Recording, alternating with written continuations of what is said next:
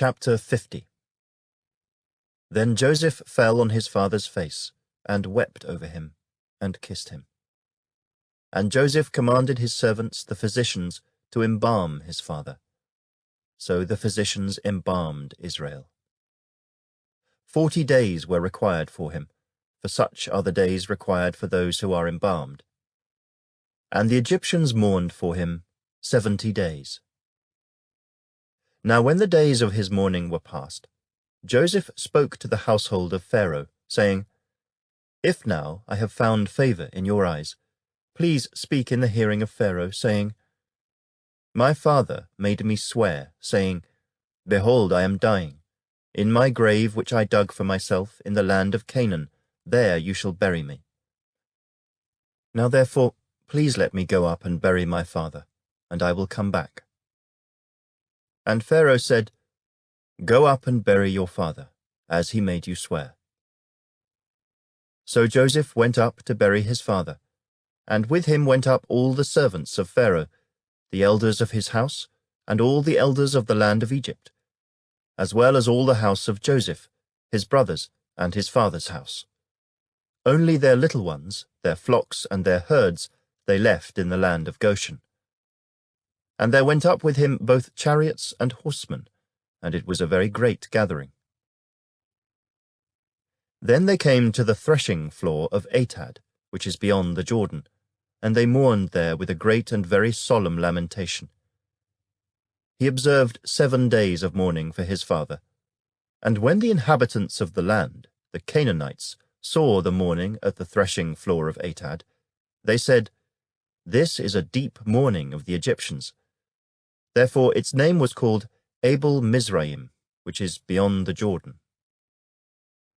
So his sons did for him just as he had commanded them. For his sons carried him to the land of Canaan, and buried him in the cave of the field of Machpelah, before Mamre, which Abraham bought with the field from Ephron the Hittite, as property for a burial place. And after he had buried his father, Joseph returned to Egypt, he and his brothers, and all who went up with him to bury his father. When Joseph's brothers saw that their father was dead, they said, Perhaps Joseph will hate us, and may actually repay us for all the evil which we did to him. So they sent messengers to Joseph, saying, Before your father died, he commanded, saying, Thus you shall say to Joseph, I beg you, please forgive the trespass of your brothers and their sin, for they did evil to you. Now please, forgive the trespass of the servants of the God of your father. And Joseph wept when they spoke to him. Then his brothers also went and fell down before his face, and they said, Behold, we are your servants. Joseph said to them, Do not be afraid, for am I in the place of God? But as for you, you meant evil against me, but God meant it for good, in order to bring it about as it is this day, to save many people alive. Now therefore, do not be afraid. I will provide for you and your little ones. And he comforted them, and spoke kindly to them. So Joseph dwelt in Egypt, he and his father's household. And Joseph lived 110 years. Joseph saw Ephraim's children to the 3rd generation. The children of Machir, the son of Manasseh, were also brought up on Joseph's knees.